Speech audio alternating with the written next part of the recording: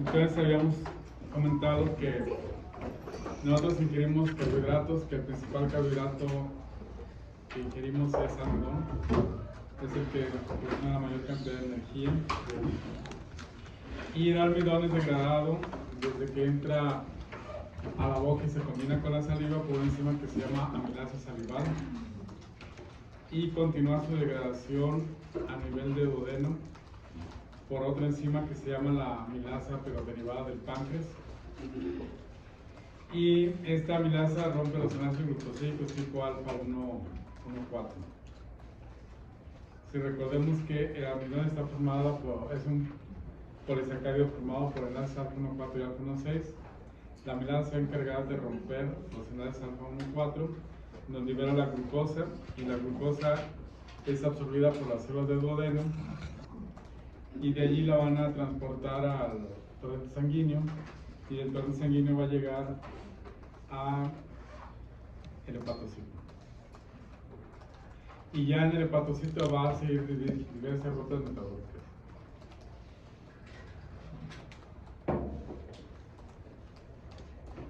Aquí está el ejemplo que decíamos, que la amilasa rompe enlaces glucosídicos, nos puede liberar glucosas libres, nos puede degradar maltosas, isomaltosas y oligosacáridos.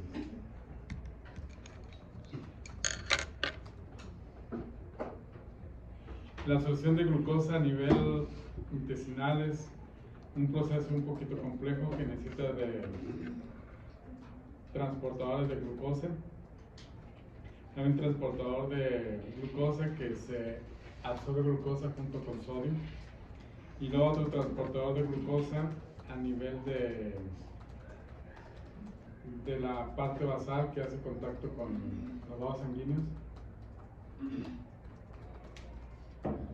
Sale la glucosa, pero mantiene un equilibrio electrolítico entre el sodio y el potasio por una molécula transportadora que se llama ATPase de sodio y potasio. En este transporte que sale la glucosa fuera de la célula intestinal no necesita energía, sino un transportador. Y ya dentro del hepatocito decíamos que hay diversas rutas metabólicas, como están aquí escritas del lado derecho. Podríamos decir que la glucosa entra a la célula, al hepatocito, y la glucosa es convertida a piruvato, que está señalado con el número 1. Esa se llama la vía del piruvato. Y entonces, definiendo, la glucólisis es la conversión de glucosa a piruvato o a lactato que ocurre en el citoplasma. Una vez que el piruvato está formado, entra a la mitocondria y se convierte en acetilcoenzima A, y es lo que llamamos con el número 2 como la vía del piruvato, que ocurre en la matriz mitocondrial. Y la matriz mitocondrial también, la molécula resultante de la vía del piruvato, que es la acetilcoenzima A, se une a oxaloacetato y hay un ciclo metabólico al cual se le llama el ciclo de Krebs. Esos tres puntos, glucólisis, vía de piruvato y ciclo de Krebs, son los encargados de generar una enorme cantidad de energía, que es el equivalente aproximado de 38 moléculas de ATP por cada molécula de glucosa.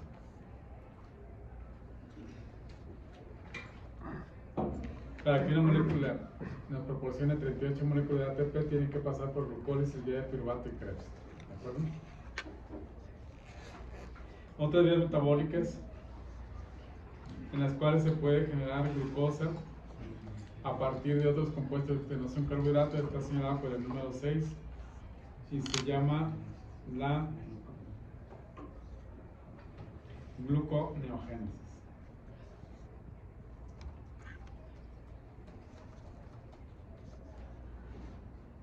Tenemos otras vías metabólicas en las cuales almacenamos glucosa en forma de glucógeno, a la cual se le llama la glucogénesis, u otra vía metabólica en la cual el glucógeno formado se degrada a glucosa y le llamamos la glucogenólisis. Y tenemos otra vía metabólica en donde la glucosa es convertida a ribosa, que es importante para la síntesis de nucleicos, y se le llama la vía de las pentosas, de glucosa a ribosa. Entonces, este es el panorama general del metabolismo. Y claro que hay otras rutas metabólicas tan importantes, pero que no las vamos a analizar aquí en el curso.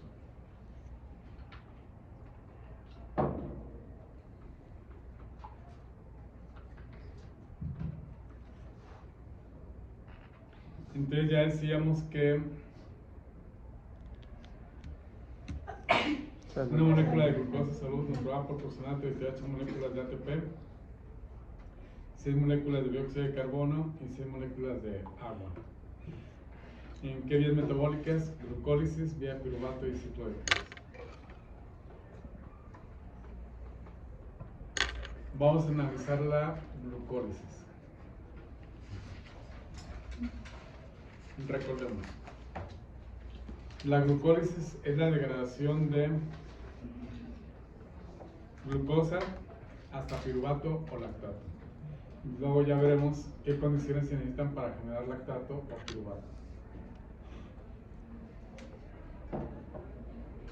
Se lleva a cabo en todas las células de nuestro organismo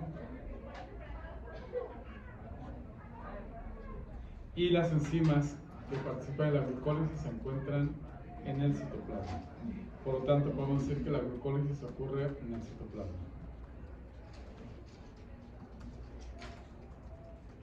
Hablemos de la glucólisis aeróbica. Le llamamos una glucólisis aeróbica porque se requiere de oxígeno para que la mitocondria pueda funcionar. Y le llamaremos una glucólisis anaeróbica cuando hay escasez de oxígeno y la mitocondria no funciona. En este caso, hablemos de la glucólisis aeróbica. Hay suficiente oxígeno y la mitocondria participa en este proceso metabólico.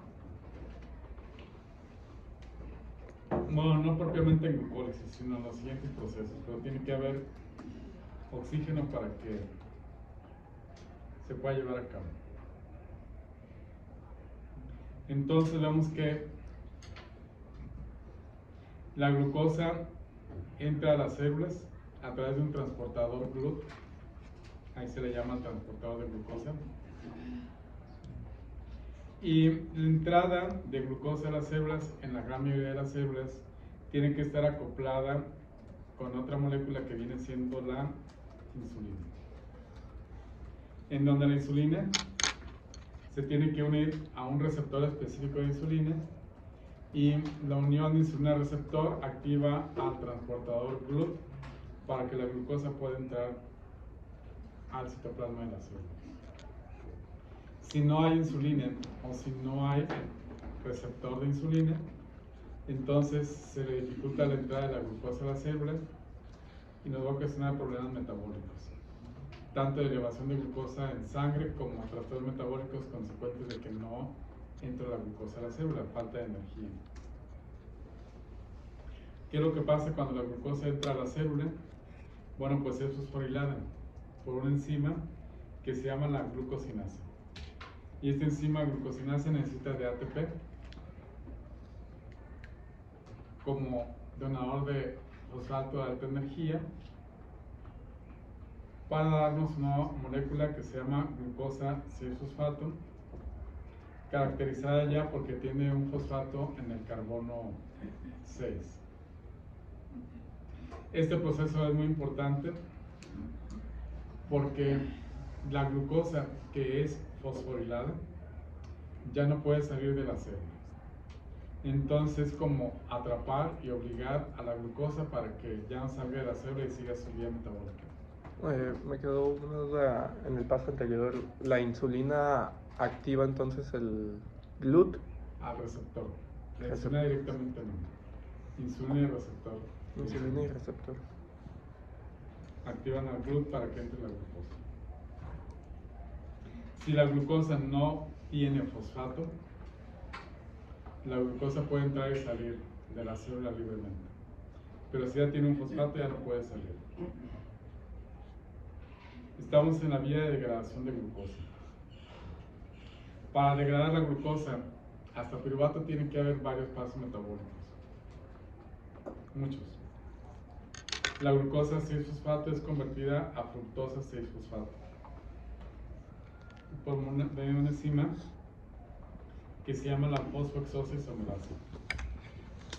Como ustedes pueden ver en estos dos primeros pasos, en la conversión de glucosa a glucosa 6-fosfato es una reacción irreversible, en donde la glucosinasa convierte glucosa a glucosa 6-fosfato, pero ya no puede convertir glucosa 6-fosfato a glucosa.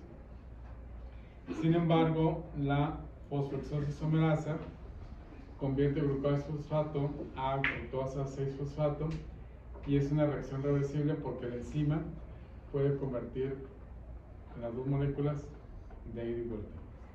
Y todo eso va a depender de qué proceso esté dominando en la célula. En este proceso que estamos hablando es la degradación de glucosa hasta piruvato. Entonces, una vez formada la fructosa 6-fosfato, adquiere otro fosfato más y se convierte en fructosa 1,6-fosfato por medio de la enzima fosfofructosinasa y requiere de ATP y también es una reacción irreversible.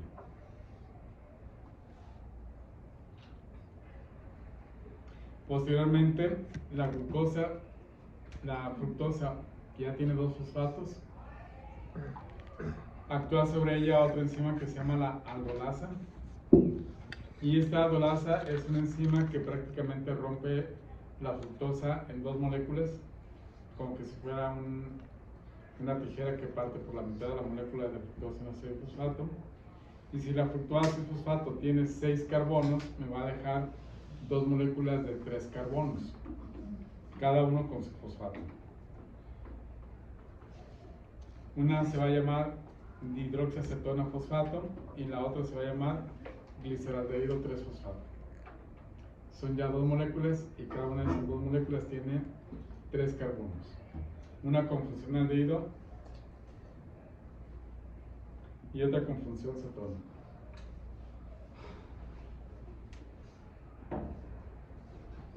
Recordemos, la que tiene función cetona se llama dihidroxicetona fosfato y la que tiene aldehído se llama gliceraldehído 3-fosfato. Y bueno, aquí en este punto es muy importante mencionar que hay otra enzima que se llama la fosfotriosa-isomerasa que convierte la dihidroxicetona a gliceraldehído o viceversa. También puede convertir el gliceraldehído a dihidroxicetona. Pero bueno, si vamos en la vía glucolítica, vamos hacia abajo. La aldolasa me genera dos moléculas triosas y la fosfotriosa-isomerasa me va a formar dos gliceraldehídos, ya que el que está como cetona lo convierte también a gliceraldehído y por eso tenemos representado ahí un gliceraldehído y otro gliceraldehído que está encerrado en un cuadro, ¿sí? El gliceraldehído que está encerrado en un cuadro lo vamos a dejar ahorita de mencionar, pero ahí está presente y va a seguir la ruta metabólica que el primer gliceraldehído que vamos a mencionar. Continuamos con este gliceraldehído 3-fosfato.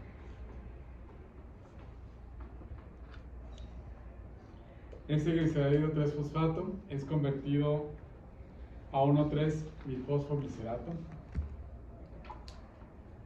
en donde captura otro fosfato, pero ya no es un fosfato adquirido del ATP, sino que es un fosfato inorgánico y me origina esta molécula llamada 1,3-bifosfoglicerato. La enzima que participa es la gliceraldehído 3-fosfato deshidrogenasa. ¿Qué otro punto importante ocurre aquí en esta reacción? Pues que se genera una molécula de NADH. Esta molécula que está señalada en rojo es muy importante, porque esta molécula de NADH más H me va a generar 3 moléculas de ATP cuando se encuentra en su forma reducida.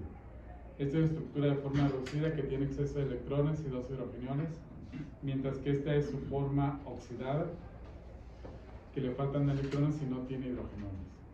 Pero en esta reacción adquiere electrones e hidrogeniones y se convierte en NADH más H. Y esta NADH más H es metabolizada en la mitocondria siempre y cuando haya oxígeno. Y en la mitocondria el NADH más H va a generar 3 moléculas de ATP si hay oxígeno y si funciona la mitocondria con oxígeno. Si no, no va a generar este ATP.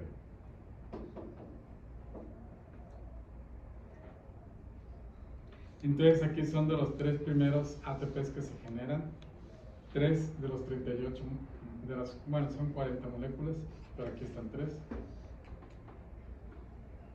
El 1,3-difosfoglicerato se convierte a 3-fosfoglicerato. Interviene en la enzima la fosfoglicerato sinasa. Y como ven ustedes ahí, el 1,3-difosfoglicerato pierde un fosfato, pero gana una molécula de ATP. Y si estamos contando las moléculas de ATP que se están generando, pues aquí ya llevamos 4 moléculas de ATP. ¿Sí? El 3-fosfoglicerato se convierte a 2-fosfoglicerato.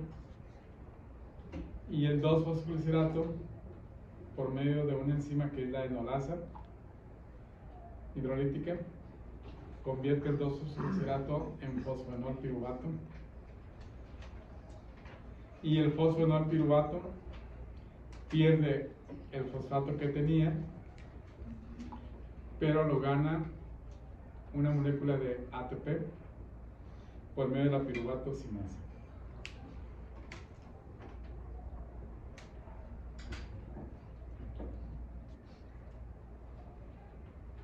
Hasta aquí, ¿cuántas moléculas hemos ganado de...? 5. Llevamos 5 moléculas de ATP. Okay. Y tenemos el piruvato, que está en su forma de alcohol, por eso se le llama enol piruvato. Y por una reacción espontánea, el piruvato se convierte en cetopiruvato, que es el que nos interesa como punto final de la glucólisis. Entonces, en este punto final de la glucólisis decíamos que la glucosa fue convertida hasta piruvato. Y se generaron 5 moléculas de ATP. Y ya el piruvato entraría a la mitocondria siempre y cuando la mitocondria tenga oxígeno, porque si no tiene oxígeno, la mitocondria se para, se detiene y el piruvato ya no entra a la mitocondria. ¿Sí?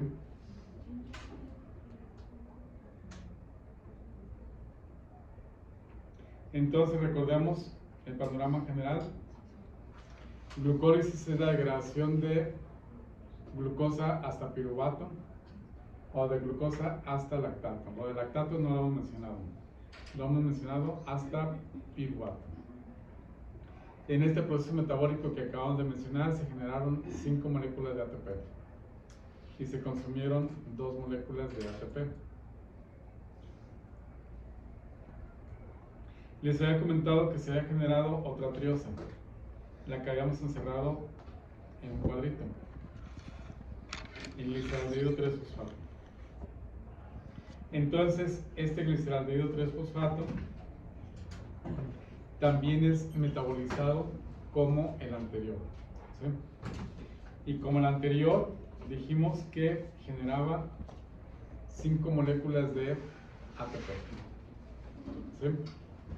Por lo tanto, al final de glucólisis vamos a tener 2 moléculas de piruvato, 10 moléculas de ATP generadas y 2 que se consumieron al inicio de la glucólisis, para activar a la glucólisis. Entonces, si de 10 generadas le quitamos 2, nos va a quedar 8 moléculas de ATP generadas en glucólisis.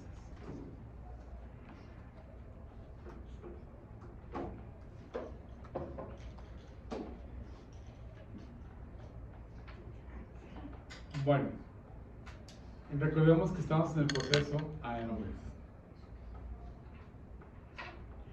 ¿Qué es lo que pasa bajo condiciones anaeróbicas cuando hay escasez de oxígeno? La glucólisis se lleva a cabo hasta piruvato. Este esquema es igual que el esquema anterior, pero tiene algunos cambios. ¿Sí? ¿Cuáles son los cambios? Estamos aquí en la diapositiva de glucólisis aeróbica. Recordando, en glucólisis aeróbica la mitocondria necesitaba oxígeno. En la glucólisis anaeróbica ya no funciona la mitocondria, ¿de acuerdo? Como dice ahí, en un estado de anaerobiosis la mitocondria ya no funciona, ¿de acuerdo? Y era importante que la mitocondria funcionara para que este NADH más H me generara 3 moléculas de ATP. ¿Sí? Entonces ese NADH más H, cuando ya no hay oxígeno, se tiene que convertir a NAD oxidado. Este es NAD reducido, este es NAD oxidado. Y cuando había oxígeno, la mitocondria se convertía de NAD reducido a NAD oxidado y me generaba ATP. Pero cuando ya la mitocondria no funciona, este NADH reducido tiene que ser convertido a NAD oxidado y para eso interviene otra molécula. El piruvato, que ya no puede entrar a la mitocondria, entonces es convertido a lactato por medio de una enzima que se llama lactato deshidrogenasa, LDH, lactato deshidrogenasa. Y entonces es en este paso de la lactato deshidrogenasa que se genera NAD oxidado para que la glucólisis pueda continuar. Porque si la glucólisis no tiene NAD oxidado, no funciona. Tiene que tener NAD oxidado para que la glucólisis pueda continuar. Podrá tener mucho NAD reducido, pero si no tiene NAD oxidado, no camina la glucólisis. ¿Sí? Entonces, si el NAD reducido ya no se pudo oxidar en la mitocondria, tienen que generar lactato a partir de piruvato.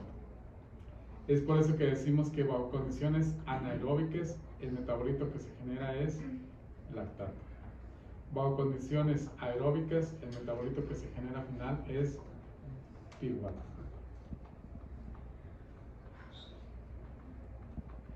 Cuando se restablecen las condiciones de oxigenación, el lactato regresa a piruvato y la glucólisis continúa en la mitocondria. Bueno, glucólisis ya no continúa en mitocondria porque glucólisis ya no es de mitocondria, pero continúa el metabolismo mitocondrial. ¿Sí? Entonces, cuando estamos en anaerobiosis, se genera lactato. Y cuando se restablece el oxígeno, fabricamos nuevamente piruvato, la mitocondria vuelve a funcionar y volvemos a tener otra vez la ganancia de energía.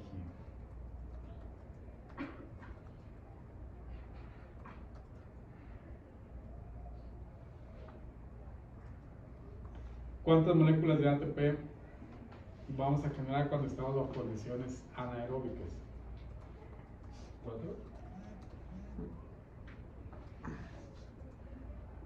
4. Uno aquí, el otro acá. Pero como la vía va doble, genera 4. Pero como consumes 2, te quedan 2. ¿Sí? Bajo condiciones anaeróbicas, tú tienes una escasez de oxígeno y tienes poco ATP. 2 moléculas de ATP.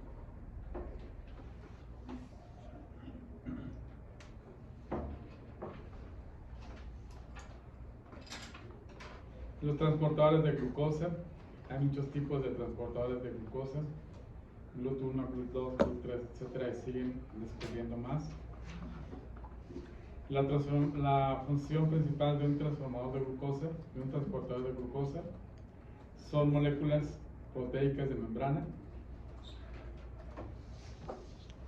que tienen un punto abierto para poderse meter la molécula de glucosa que está en el espacio extracelular.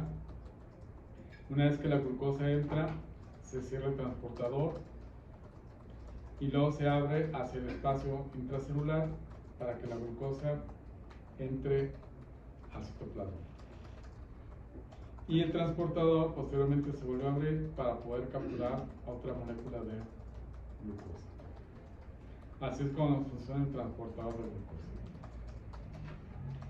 Y así es como funciona mejor teniendo insulina y su receptor que está activando el transportador de glucosa. En donde el transportador de glucosa mete y mete glucosas.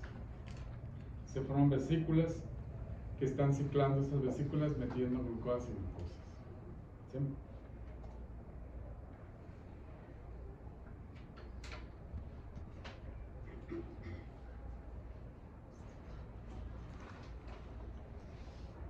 Vamos a ver la vía del piruvato.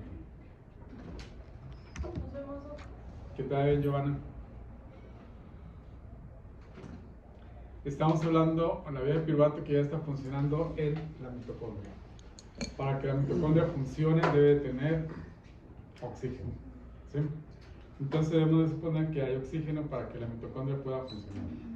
Y debemos de suponer entonces que el piruvato que se genera en glucólisis aeróbica puede entrar a la mitocondria.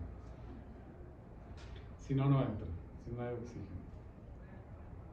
Aquí, dentro de la mitocondria, el piruvato es convertido a una molécula de 2 carbonos llamada acetilcoenzima A por medio de una enzima llamada piruvato deshidrogenasa.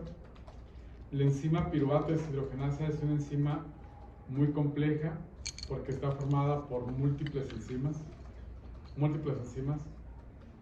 y que todo ese conjunto le llamamos piruvato deshidrogenasa. ¿Sí? ¿Qué requiere esa enzima piruvato deshidrogenasa? Requiere de NAD oxidado, requiere de coenzima A, genera NAD reducido y genera CO2.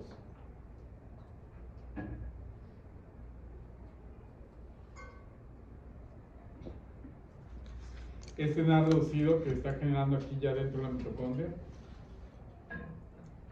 entra a otra vía metabólica que vamos a ver semanas más adelante.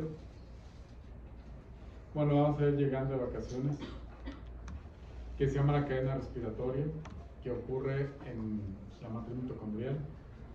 Y aquí, en resumidas cuentas, podemos decir que la cadena respiratoria, cuando captura una molécula de NAD reducido, se convierte en 3 moléculas de ATP.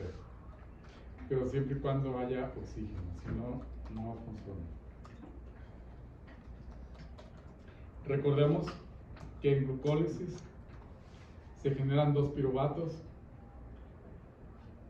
y así, hablando de formación de energía, entrarían 2 moléculas de piruvato que generarían 2 moléculas de CO2 y 2 moléculas de NAD reducido, por lo tanto se generarían 6 moléculas de ATP. ¿Sí? Por las 2 moléculas de piruvato que están entrando a la mitocondria.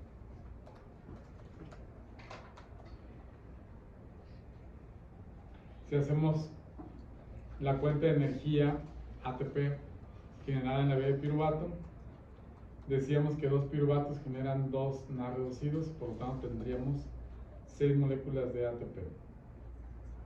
Si consideramos las 8 que tenemos de glucólisis más 6 de esta vía, tendríamos ya 14 moléculas. Y nos faltan todavía muchas más para llegar a 38. ¿De acuerdo? Apenas vamos en 14. 8 de glucólisis, 6 de piruvato.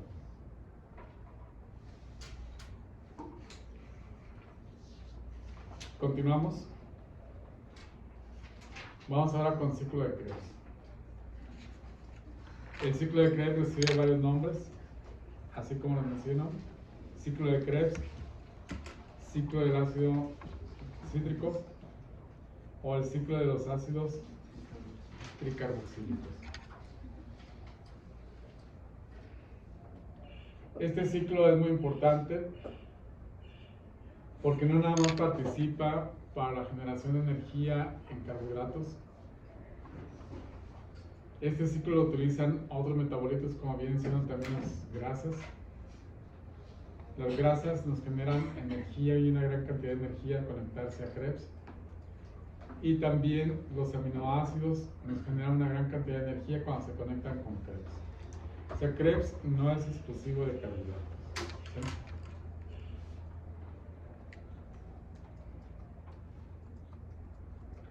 En resumidas cuentas, en Krebs se generan 3 moléculas de NAD reducido, se genera una molécula de FAD reducido, se genera una molécula de GTP y se producen 2 moléculas de CO2.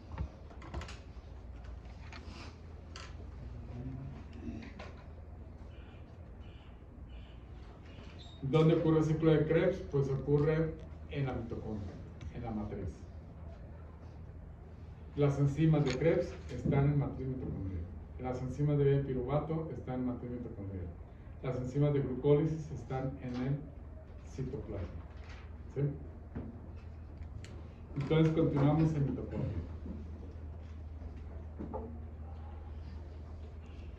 En la vía metabólica anterior se había generado acetilcoenzima, fue el resultante de la vía de piruvato.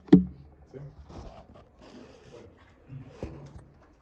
De esta acetilcoenzima A se une a una molécula que se llama oxaloacetato y me forma una molécula más compleja llamada citrato, a través de una enzima que se llama la citrato sintasa y se libera coenzima A. Nos queda el citrato. Este citrato, por medio de la enzima colitasa, se convierte en isocitrato. El isocitrato se descarboxila y me va a generar alfa-cetoglutarato. Entonces libera una molécula de CO2 y como ven se genera una molécula de NAD reducido, que está de color rojo, el NADH más H. Decíamos que es importante considerar los puntos donde se genera el NADH más H porque cada NADH más H va a generar 2 moléculas de ATP. La enzima isocitrato deshidrogenasa es la que participa en esta reacción. El alfa-cetoglutarato, al convertirse en succinilcoenzima A, también genera otra molécula de NAD reducido. Se descarboxila también el alfa-cetoglutarato e introduce una molécula de coenzima A. La enzima que participa es la alfa-cetoglutarato deshidrogenasa. Hasta aquí llevamos 2 moléculas de NAD reducido generadas por una molécula de acetilcoenzima A que entró. La succinilcoenzima A se convierte en succinato por medio de la enzima succinilcoenzima A sintetasa o succinato tiosinasa, como quieran llamarla, y va a generar una molécula de GTP. Y esta molécula de GTP también es importante porque entra a la cuenta de la energía ganada, porque ese GTP se puede convertir en ATP.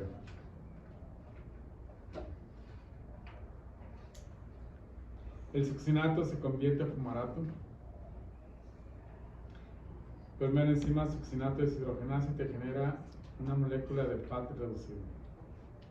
También está señalado en rojo porque el FAT reducido también genera energía, pero el FAT reducido genera solo 2 ATPs, no 3 ATPs. El fumarato se convierte en malato por medio de la enzima fumarasa y el malato se convierte a oxaloacetato, cerrando el ciclo, por medio de la enzima malato deshidrogenasa y me genera nuevamente el oxaloacetato, genera una molécula de NAD reducido y el oxaloacetato se vuelve a unir a otra molécula de acetilcoenzima A y así continúa el ciclo. Recordemos que de glucólisis vienen 2 acetilcoenzimas, por lo tanto se generan 2 ciclos.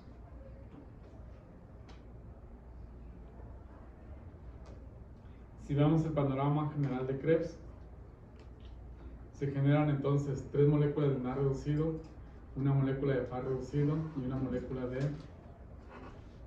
GTP, que eso lo multiplicaríamos por 2.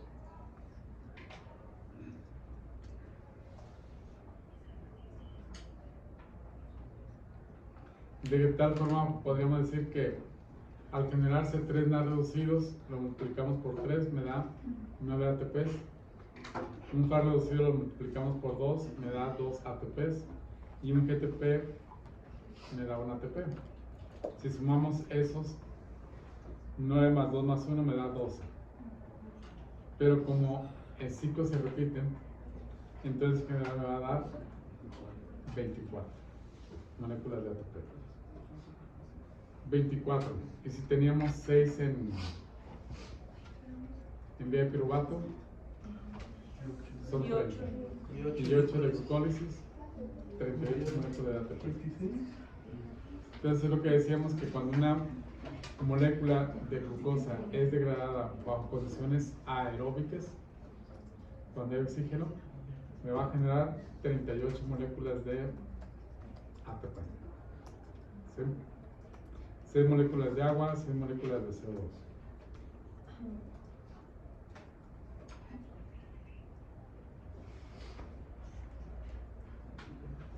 ¿Por qué es importante tener oxígeno o no tener oxígeno? Porque cuando tú no tienes oxígeno, decíamos que estabas bajo condiciones anaeróbicas. Y bajo condiciones anaeróbicas la mitocondria no funciona.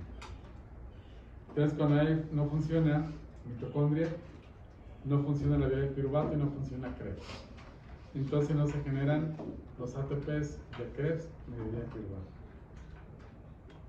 Por lo tanto, bajo condiciones aeróbicas se generan 38 moléculas de ATP. Bajo condiciones anaeróbicas solo se generan 2 moléculas de ATP. Y es una diferencia enorme entre decir 38 ATPs a solo 2 moléculas de ATP. ¿Sí?